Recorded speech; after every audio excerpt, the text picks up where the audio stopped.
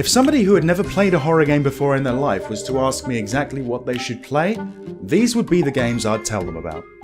I think they're all great entry points into the genre, and I'd be very surprised if you didn't like at least one of them. And don't worry about any major spoilers, I'll only show footage from the beginning of these games.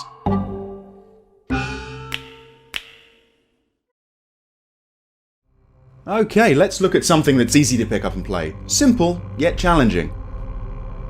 Five Nights at Freddy's puts you in control of an underpaid security guard working a night shift at a knockoff Chuck E. Cheese restaurant.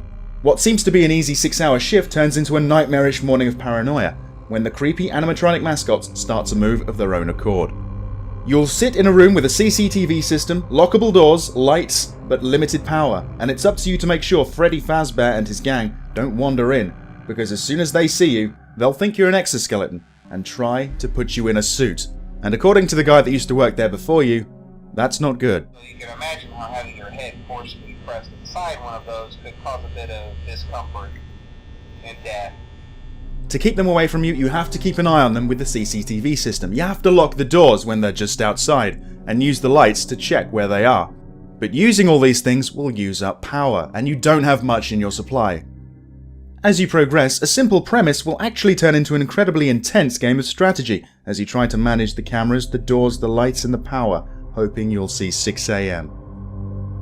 Strangely addicting, and brilliant to try with friends who don't know what they're in for. This one is definitely worth a look.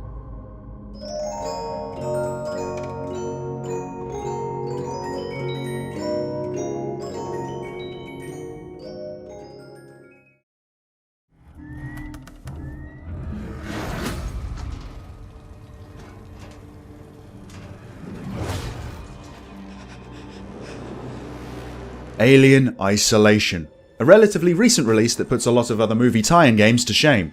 Set after the events of the first film, you play as Ripley's daughter Amanda, who after receiving a possible lead concerning her mother's whereabouts, goes to the space station Sevastopol. Soon after arriving, however, Amanda becomes trapped and quickly realizes that the station is out of control.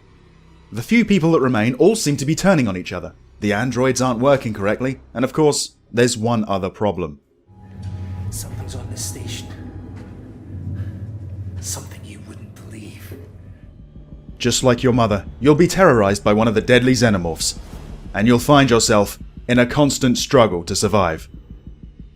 Move quickly and quietly, using all the tools you have at your disposal. Scout out hiding spots and keep an eye on the ceiling, because it's never far away. If you're a fan of the films, this is an absolute must play. But even if you're not, this will put you on the edge of your seat.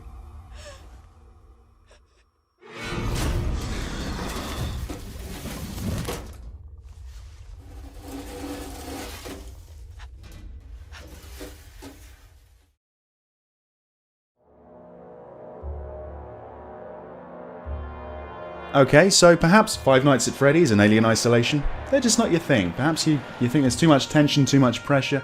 Maybe you want something a little bit more laid back. Perhaps you want a story to really sink your teeth into. If that's the case, take a look at Scratches. This first-person point-and-click adventure game will put you in control of a horror novelist moving into Blackwood Manor, a secluded mansion in the country, hoping it will give him the inspiration to complete his latest work. And it doesn't take long to have the desired effect. But of course, it's a horror game. Something has to go wrong.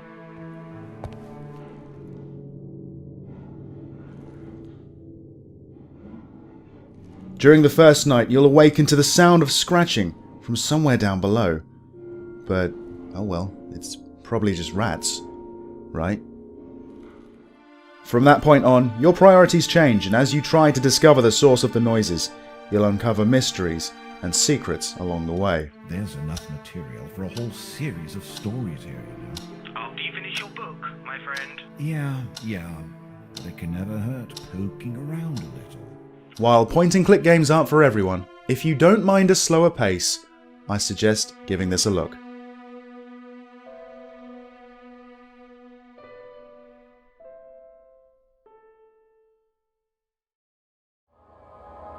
Back in 2010, when this game was released, it blew everyone away, and quickly became one of the most popular horror games ever created. I'm talking, of course, about Amnesia: The Dark Descent. Set in the 19th century, you'll take control of Daniel, a man who wakes in Castle Brennenburg with no memory of how or why he's there. It'll be up to you to explore the dark gothic rooms of the castle, hoping to find some answers, and maybe tap into your memories. I can't tell you why, but know this. I choose to forget.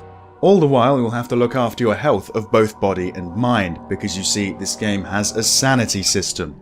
If you stay in the dark too long, or see something horrifying, your sanity will get lower. And if your sanity gets too low, you'll get blurred vision, you might hallucinate, you may even take damage. So staying in the light, making progress, and staying sane is key. But that's easier said than done, because as you'll discover, you're not alone inside the castle.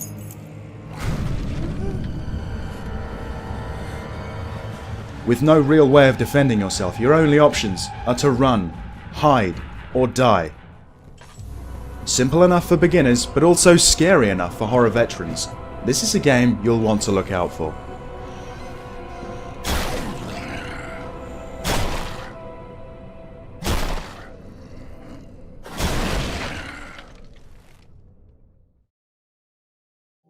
In my restless dreams, I see that town. Silent Hill. I had to include at least one game from this juggernaut of a series somewhere, and I don't think there's a better game to pick than Silent Hill 2. While not the start of the legendary Konami series, this is often considered to be one of the best horror sequels of all time. And this particular installment of the series actually kinda does its own thing, so you don't need to have played the original to enjoy it. In this third-person survival horror, you'll play as James Sunderland, a man who follows his wife's instructions to meet her in the mysterious town of Silent Hill. But soon after arriving, James realizes something isn't right.